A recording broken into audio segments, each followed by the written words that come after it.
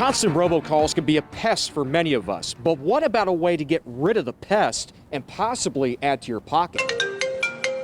There were 1.5 billion robocalls into Virginia in 2019. Attorney General Mark Herring has been keeping tabs on robocalls in the Commonwealth. We are using the tools we have available to try to come after you if you're doing it. Calling with the Vehicle Service Department. Robocalling is illegal under state and federal law. Possibly extending or reinstating your car's warranty. Unfortunately, robocalls have become a daily annoyance. I'm the Attorney General, even I get them. Constant interruptions on a daily basis. Joe Popiel tells me at one point he was getting 20 to 30 robocalls a week. Very aggravated. And was looking to dial up a solution. I'm not wanting to change my number because knowing that would just start over again. He says that solution came in December 2019 when he came across this kit, Turning Robocalls into Cash, by consumer advocate Doc Compton. We all pretty much agree on one thing, and that is we all hate robocalls. Compton has a background in consumer credit and finance and wanted to share information about turning the tables on robocallers. The vast majority of people,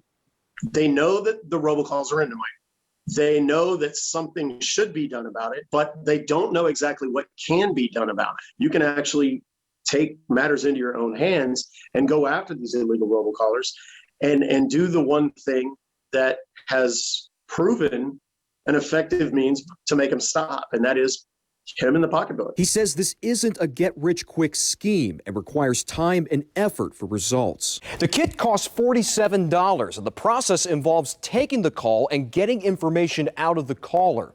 You then research information and find out who's behind the call and put the information into a template demand letter to send off to the robocaller. They'll typically try to settle with you rather than go to court. But the federal statute says $500 per violation, and that number is tripled if you can demonstrate that the violation was made willfully. For example, if I'm on the do not call list and they don't have my express prior written consent to call, that's a willful violation. So instead of $500 per violation, it would become $1,500 per violation. Individuals do have the right to bring a case against a company who is making illegal robocalls. Herring says in Virginia, each robocall can carry up to a $5,000 civil penalty for willful violation.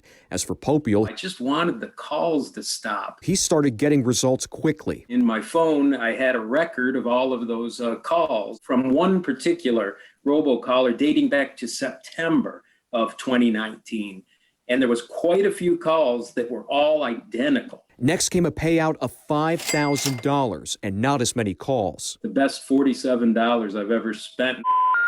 And the numbers are still adding up. You can really make about a full-time job out of it. Compton says his kit has helped those impacted by COVID-19. We've actually had a couple of people who've been able to take the money that they've made and start businesses in the wake of losing their job because of the pandemic. Overall, his goal is to not let companies off the hook. We're building an army of people that are coming after you.